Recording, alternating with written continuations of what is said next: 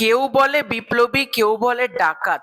জিদ্দার cinema নাকি চাপে পড়তে চলেছে টক্সিক, বাটোয়ারা 1947, আওয়ার আপ্পান 2 এর জন্য। চারিদিকে দেখছি এইরকম অনেকে লেখালেখি করছে। জিদ্দা আবারও ভুল ডিসিশন নিল, জিদ্দার কামব্যাক মুশকিল আছে, জিদ্দা কিভাবে কামব্যাক করবে। অনেকে দেখছি এটাকে নিয়ে চারিদিকে কথাবার্তা চলছে যে জিদ্দার কামব্যাক হবে না, এইটা চারিদিকে দেখছি লেখা। তো সেটা নিয়ে আজকের এই ভিডিওতে আলোচনা করব যে জিদ্দার কামব্যাক হবে কি হবে না, এবং এই তিনটে বড় সিনেমা জিদ্দাকে কিভাবে চাপে ফেলতে পারে সেটা নিয়েও আলোচনা করব। আমি বলবো ভিডিওটা ভালো লাগলে ভিডিওতে একটা লাইক করো, কমেন্ট করো। চ্যানেলে প্রথমবার হয়ে থাকলে চ্যানেলটাকে অতি অবশ্যই কিন্তু আগে সাবস্ক্রাইব করে দিও। জিদ্দার ছবি কি সত্যিই চাপে পড়বে সেটা নিয়েই কথা বলবো। তোমরা যদি খুব ভালো করে দেখো, অগাস্ট মাসের 14 তারিখে তিনটে সিনেমা রয়েছে, কেউ বলে বিপ্লবী, কেউ বলে ডাকাত, অপরদিকে বাটোয়ারা 1947 এবং আওয়ার আপ্পান 2। এবং অগাস্ট মাসের 26 তারিখে, মানে 14 থেকে 26, প্রায় 10-11 দিনের একটা গ্যাপ, তারপর কিন্তু আসছে হচ্ছে টক্সিক। মানুষের কেন মনে হলো জিদ্দা চাপে পড়তে পারে? প্রথমে আমাদের এই ব্যাপারটা দেখতে হবে, কারণ দর্শক ভাবছে চেঙ্গিজ, মানুষ, বুমেরাং এই ছবিগুলোর মতোই কেউ বলে বিপ্লবী, কেউ বলে ডাকাতের কালেকশন হবে না। কিন্তু বুঝতে হবে একটা সিনেমার হাইপ কোথায়, জিদ্দা কোন লেভেলে এবার প্রমোশন করেছে। জিদ্দা প্রপারলি প্রমোশন করেছে, এবং শুধুমাত্র আমি একা জিদ্দার কথা বলবো না, নন্দী মুভিজ কিন্তু ফাটিয়ে প্রমোশন করেছে সিনেমাটার।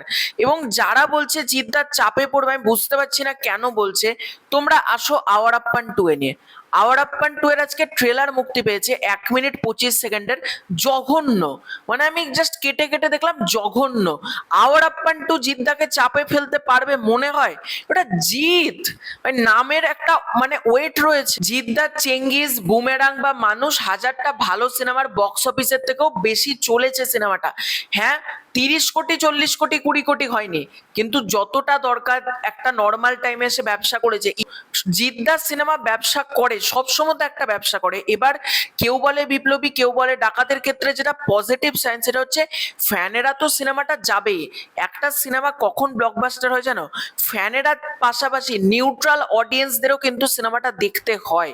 এবং জিদ্দার এই সিনেমাটাকে নিয়ে তোমরা নিউট্রাল অডিয়েন্সদের মধ্যে আলোচনাটা শুধু দেখো, মানে মারাত্মক আলোচনা সিনেমাটাকে কেন্দ্র করে। আমি বিগত 5 বছরে জিদ্দার সিনেমাকে নিয়ে এই লেভেলে আলোচনা করতে আমি দেখিনি। এত মারাত্মক আলোচনা হচ্ছে সিনেমাগুলোকে নিয়ে। আর জিদ্দা যথেষ্ট ভালো প্রমোশন করেছে, গ্রাউন্ড লেভেলে ট্রেলার লঞ্চ ইভেন্ট করেছে। আর কি দরকার? সিনেমাটার ট্রেলার প্রশংসিত হচ্ছে, টিজার প্রশংসা পেয়েছে, গানগুলো ভালো হয়েছে। জিদ্দাকে কেউ চাপে ফেলতে পারবে না। এবার তোমরা বলতেই পারো আওয়ার আপ্পান 2 চাপে ফেলবে না, ঠিক আছে, বাটোয়ারা 1947 তো চাপে ফেলবে।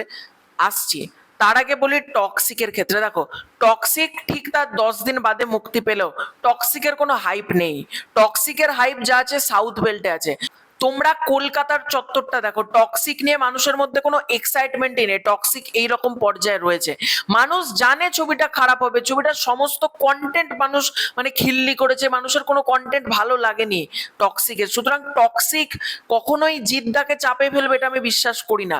টক্সিকের কারণে জিদ্দার কোনো ক্ষতি হবে না। এবার রইল বাকি বাটোয়ারা 1947। দেখো, বাটোয়ারা 1947 ছবিটা ভালো হবে, কিন্তু বাংলা ছবিও চলবে। তার প্রমাণ হচ্ছে বর্ডার 2 এর সামনে কিন্তু বিজয়নগরের হিরে প্লাস ভানুপ্রিয়া ভূতের হোটেল, এই দুটো ছবি কিন্তু ব্যবসা করেছিল, সামনে বর্ডার 2 ছিল। কি হয়েছে? জিদ্দার ছবি ব্যবসা করবেই। এবং তোমরা যদি মার্কেট সিনারিওটাতে আসো, মার্কেট সিনারিওটাও তো জানা দরকার। জিদ্দার ছবি পশ্চিমবঙ্গ ওরিয়েন্টেড, আর বাটোয়ারা 1947 এবং আওয়ার আপ্পান 2 মুম্বাই ওরিয়েন্টেড। এবং দুটোর বেল্ট কিন্তু আলাদা, দুটোর অডিয়েন্স কিন্তু সম্পূর্ণ আলাদা।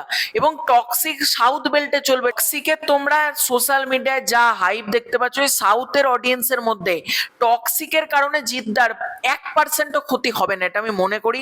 এবং যারা জিদ্দাকে ভালোবাসে, জিদ্দার ছবিটা দেখবে, জিদ্দাকেই সাপোর্ট করবে।